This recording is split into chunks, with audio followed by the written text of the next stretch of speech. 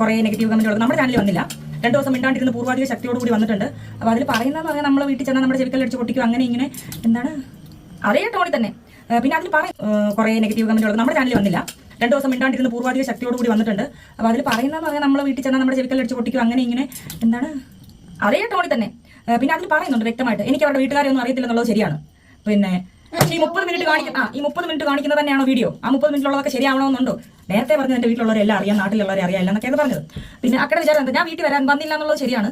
ഞാൻ വരേണ്ടത് അതായത് കുറച്ച് പിന്നെ എന്താ പറയുന്നത്, നമ്മൾ അനുസരിക്കേണ്ട ചില വ്യക്തികൾ പറഞ്ഞു ഞാൻ തനിച്ച് പോകേണ്ട കാര്യമില്ല, അവർ കൂടെ വരാം, ഈ പറഞ്ഞ നിയമപാലകരോ ആരെങ്കിലും ആയിക്കോട്ടെ, അങ്ങനെ പോയാൽ മതി എന്ന് പറഞ്ഞു. ശരി, നമുക്ക് പോയിട്ട് കച്ചറ അടിക്കും, മറ്റേ പിടിച്ച് വലിച്ച് മുറ്റത്തിട്ട് രണ്ടെണ്ണം തരണം, അങ്ങനെയൊന്നും നമ്മൾ ചിന്തിക്കത്തില്ല, അങ്ങനെ ചിന്തിക്കത്ത് പോലുമില്ല. അങ്ങനെ ചെയ്യാൻ പാടില്ല ഒരു സ്ത്രീയോട്. പിന്നെ വെല്ലുവിളിച്ചായിരുന്നല്ലോ എവിടെയാണ് താമസിക്കുന്നതെന്ന് കണ്ടുപിടിക്കാൻ പറ്റത്തില്ലെന്ന്. നിങ്ങൾ ഏഴംകുളം ഏനാത്ത് അടൂർ റൂട്ടിൽ നിങ്ങളുടെ ഫ്ലാറ്റിന്റെ പേര് പറയണോ? അത് അത്ര ഞാൻ പറയുന്നില്ല. ഫ്ലാറ്റിൽ നിങ്ങളും നിങ്ങളുടെ മകളും ഒരു ഒറ്റമുറി വീട്ടിൽ താമസിക്കുന്നുണ്ട്, റൂമിൽ താമസിക്കുന്നുണ്ടെന്ന് എനിക്കറിയാം. നാട്ടിലെ ചില പ്രശസ്തമായ ആളുകളിൽ നിന്ന് നമ്മൾ അറിഞ്ഞത്, നിങ്ങൾ എല്ലായിടത്തും പറയുന്നുണ്ട് സദാശിവം കൊച്ചാട്ടൻ പട്ടാളത്തിലാണെന്ന്. പക്ഷേ നിങ്ങളുടെ കയ്യിരിക്കുന്ന റേഷൻ കാർഡ് BPL ആണെന്ന്. നമുക്ക് അങ്ങനെ പറയുന്നതിന് കുഴപ്പമൊന്നുമില്ല. പക്ഷേ ഒരു പട്ടാളക്കാരന്റെ ഭാര്യയ്ക്ക് എങ്ങനെ BPL കാർഡ് കിട്ടിയത്? അത് അന്വേഷിക്കണ്ടേ നമുക്ക്? കൊച്ചാട്ടൻ പട്ടാളത്തിലാണെങ്കിൽ പിന്നെ ഇത് അങ്ങനെ കൊടുക്കുമോ? ഇല്ല, അങ്ങനെ കൊടുക്കാൻ പറ്റുമോ? ഇല്ലല്ലോ, പട്ടാളത്തിലല്ലേ. അയൽവക്കക്കാരുമായിട്ടൊക്കെ എപ്പോഴും അടി ചീത്ത വിളി നമ്മുടെ കമന്റിൽ കാണുന്നത് തന്നെയാണ്. അയൽവക്കക്കാരുമായിട്ട് ഒന്നും ചെയ്യാൻ പറ്റത്തില്ല. ഞാൻ സത്യം പറഞ്ഞാണല്ലോ 10,001 രൂപയും ഒരു 5 സിനിമാ ടിക്കറ്റും യൂട്യൂബ് വഴി ഓഫർ ചെയ്യാനിരുന്നതാണ് അങ്ങനെ കണ്ടുപിടിച്ച് തരുന്നവർക്ക്. പക്ഷെ അപ്പോഴത്തേക്ക് എനിക്ക് ഒരുപാട് പേര് പുള്ളിക്കാരുടെ സ്ഥലം അവിടെ തന്നെയുള്ള ഒരുപാട് സബ്സ്ക്രൈബേഴ്സ് ഉണ്ടായിരുന്നു. എന്നാലും പിന്നെ ഈ ഇടയ്ക്കിടയ്ക്ക് കമന്റ് കാണുമ്പോൾ എന്തായാലും വരാൻ തോന്നുന്നുണ്ട്. പക്ഷെ 1-2 യൂട്യൂബേഴ്സ്, എനിക്ക് യൂട്യൂബർമാരോടൊന്നും ഒരു പരിചയമില്ലായിരുന്നു, അവരെന്നെ കോൺടാക്ട് ചെയ്തിട്ട് പറഞ്ഞു അക്കൻ്റെ അഡ്രസ് കിട്ടിയാൽ തരണം, അല്ലെ അക്കനെ കാണാൻ പോകണമെന്നുണ്ടെങ്കിൽ നമ്മളെ കൂടെ വിളിക്കണമെന്ന്. പുള്ളിക്കാരി ഓർത്തിരിക്കുന്ന അറിയുമ്പോൾ നമ്മളിപ്പോൾ വീട്ടിൽ കയറി ചെന്ന അടുത്ത കേസായി ഭവന വേദനം, അങ്ങനെ കൊടുക്കാം, അല്ലെ കൊച്ചിനെ ആക്രമിക്കാൻ ശ്രമിച്ചു, അങ്ങനെ കൊടുക്കാം, ഇങ്ങനെ കൊടുക്കാന്നൊക്കെ ഒരു പ്ലാൻ ഉണ്ട്. അത് കയ്യിൽ വെച്ചിരുന്നു വീഡിയോ വീട്ടിൽ ഇറങ്ങുന്നോട്ട് നിങ്ങളെ വീട്ടിൽ കയറി ഉറപ്പിക്കാം. നിലവിളിച്ചാൽ പോലെ ചുറ്റുള്ള ഒരു മനുഷ്യനെ അങ്ങോട്ട് തിരിഞ്ഞു നോക്കൂല. അക്കാര്യത്തിലൊക്കെ ഭാഗ്യവതിയാണ്. ആരൊക്കെയോ അക്കയുടെ സൈഡ് പറഞ്ഞു വരുന്നുണ്ട്, നമ്മൾ അക്കേനെ വീഡിയോ വഴി കാണിച്ചു, അക്കയ്ക്ക് നാണക്കേടായി, വല്ല യൂട്യൂബ് ചാനലിൽ പോയിട്ട് ബാക്കിയുള്ളവരെ നാണം കെടുത്തുന്നതിന്. അപ്പൊ ഒന്നും ആർക്കും ഒരു വിഷമമില്ലായിരുന്നു, എല്ലാ യൂട്യൂബേഴ്സിനും ഞാനതല്ല ഓർക്കുന്നു. ഇത്രത്തോളം യൂട്യൂബർമാർക്ക് ഇവരോട് ദേഷ്യം ഉണ്ടായിരുന്നു. എത്ര പേരാ വിളിക്കുന്നത്?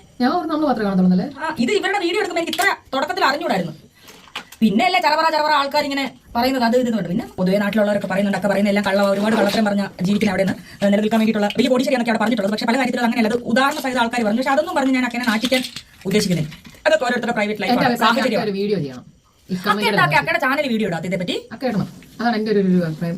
അക്കയ്ക്ക് ഇത്ര നല്ല യൂട്യൂബ് ചാനൽ ഉണ്ട്. അക്കയ്ക്ക് ഭയങ്കര അക്കയുടെ വാഴക്കൂമ്പ് വാഴപ്പിണ്ടി തോരനില്ല അക്കടെ, അത് നല്ലോണം കയറി ആൾക്കാർ ഞാൻ ഷെയർ ചെയ്യാനായിട്ട് പോലും ഞാൻ ഷെയർ ചെയ്തില്ല. അല്ലാണ്ട് തന്നെ ആൾക്കാരൊക്കെ എന്റെ ചാനൽ കണ്ടുപിടിച്ച് ചീത്ത വിളിക്കാനാണെങ്കിൽ അവർ ഓപ്പൺ ചെയ്തോണ്ടല്ലേ.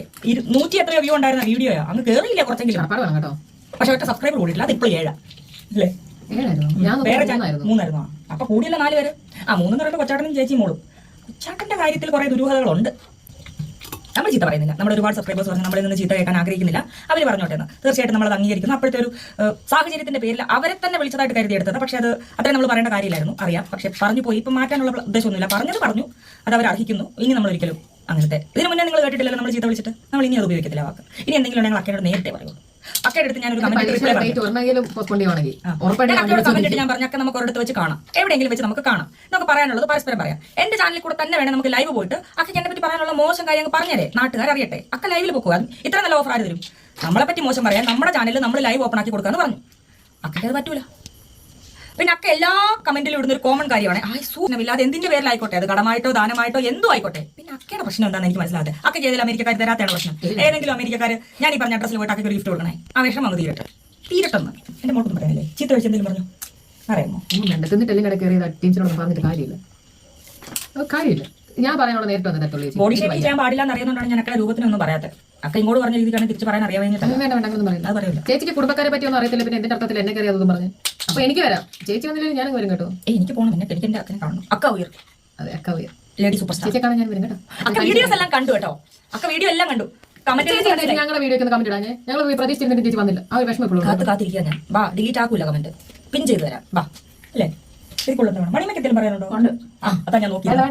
അത് പറയല്ലേ ഈ പഠിക്കുന്നത് മണി പറഞ്ഞു വാ. എന്നാ പറഞ്ഞേ, തിന്നിട്ട് എലിനട കുത്തുന്നുണ്ടെങ്കിൽ അത് ആ എലിനട കുത്ത് നിർത്താൻ ഒരുപാട് പണികളുണ്ട്. അതിനുള്ള വഴി ഉണ്ടാക്കാതെ ഏറ്റവും നല്ലത് അതാണ്. ഇനി അടുത്ത കമന്റ് മണിയമ്മ സാരില്ല. അവരുടെ എന്റെ ചാനൽ വന്നല്ലോ, അതിനകത്ത് വന്നല്ലോ. നമ്മളോട് പറയുന്ന പോലെ മണിയമ്മയോടൊക്കെ പറയുമ്പോൾ സൂക്ഷിച്ച് നിങ്ങളുടെയൊക്കെ നമ്പർ ഇട്ടോ ചെവി അടിച്ചു ചെറിയ അടിച്ച് പോകുന്നില്ല, അങ്ങ് വീട്ടിലോട്ട് നേരിട്ട് വരും. ഞാൻ എല്ലാവരും പോകുന്നുള്ളൂ, വിഷമിക്കണ്ട.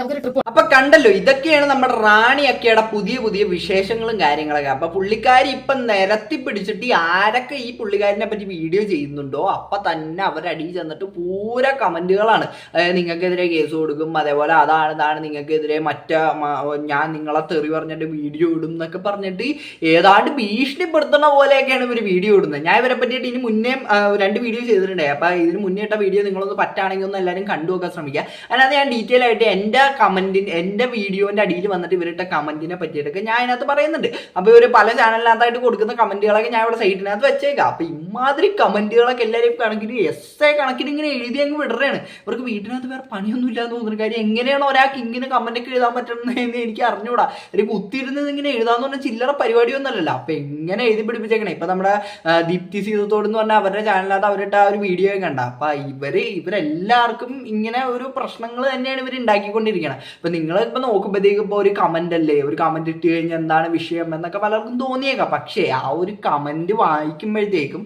അത് ഉള്ളതാണെങ്കിൽ പിന്നെയും കുഴപ്പമില്ല. ഇത് ഒരു ബന്ധമില്ലാത്ത നമ്മൾ ചിന്തിക്കാത്ത പോലത്തെ കാര്യങ്ങൾ ഓരോരുത്തരും എഴുതി പിടിപ്പിക്കുമ്പോഴത്തേക്ക് ആർക്കായാലും അത് ഫീൽ ചെയ്യും. അതിപ്പോ പറഞ്ഞിട്ട് കാര്യമില്ല. പക്ഷെ നമ്മളിപ്പോ നമുക്ക് മാന്യമായിട്ട് ആർക്കും എന്തിനും അഭിപ്രായം പറയാനായിട്ടുള്ള സ്വാതന്ത്ര്യമുണ്ട്. പക്ഷേ ഇവരുടെ കാര്യം എന്ന് പറഞ്ഞാൽ അങ്ങനെയല്ല. ഈ പറഞ്ഞ റാണി പി സദാശിവം എന്ന് പറഞ്ഞാൽ അവരുടെ കാര്യം എന്ന് പറഞ്ഞാൽ അങ്ങനെയല്ല.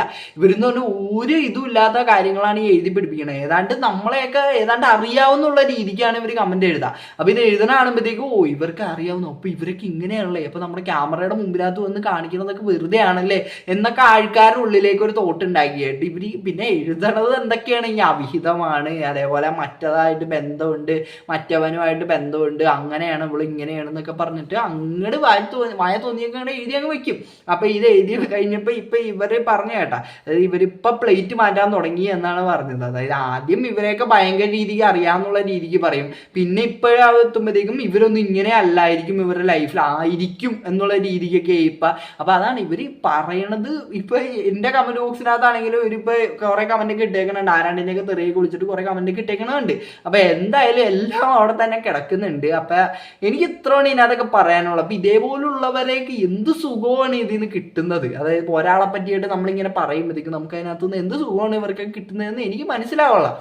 ചിലപ്പോൾ എന്തെങ്കിലുമൊക്കെ മനസ്സുഖങ്ങളും കാര്യങ്ങളൊക്കെ കിട്ടുന്നുണ്ടാവും, അല്ലെങ്കിൽ ഈ പണിയൊന്നും ചെയ്യൂലല്ലോ ആരെങ്കിലും. ഇപ്പൊ നമ്മുടെ ജീവിതത്തിൽ നമുക്ക് പറ്റാത്ത കാര്യങ്ങൾ വേറെ ആരെങ്കിലും ചെയ്യുന്ന കാണുമ്പോഴത്തേക്കും ആർക്കായാലും ഒരു സാധനമൊക്കെ തോന്നും. പക്ഷെ അത് നമുക്ക് തോന്നിക്കഴിഞ്ഞാൽ നമ്മൾ അതിൽ നിന്നൊരു മോട്ടിവേഷൻ എടുത്തിട്ട് നമ്മൾ അങ്ങനെ ഉയരാൻ ശ്രമിച്ചു കഴിഞ്ഞാൽ അത് നല്ലൊരു കാര്യമാണ്. പക്ഷെ ഇവിടെ എന്താണ് ചെയ്യുന്നത്, മറ്റുള്ളവർ ഉയരുന്ന കാണുമ്പോഴത്തേക്കും അതിനകത്ത് ഏതാണ്ട് അസൂയ കൂടിയിട്ട് അവരടിയിൽ ചെന്ന് തെറി വിളിക്കുക, അതേപോലെ അവരെ അങ്ങനെയാണ് ഇങ്ങനെയാണെന്ന് ഇല്ലാത്ത കഥകൾ ഉണ്ടാക്കി പറയുക. അതൊക്കെയാണ് ഇവിടെ ഓരോരുത്തരും ചെയ്തുകൊണ്ടിരിക്കുന്നത്. അപ്പൊ എനിക്ക് എത്രയാണ് ഇതൊക്കെ കണ്ടിട്ട് പറയാനുള്ളത്. അപ്പൊ എന്താണ് ഇതിനെ പറ്റി നിങ്ങൾക്ക് പറയാനുള്ളത് വീഡിയോയുടെ കണ്ടിട്ട്. അപ്പൊ വീഡിയോ ഇഷ്ടപ്പെട്ടല്ല സബ്സ്ക്രൈബ് ചെയ്യാം. എല്ലാവർക്കും അടുത്തൊരു വീഡിയോ കാണുന്നവർക്ക് ബിസി.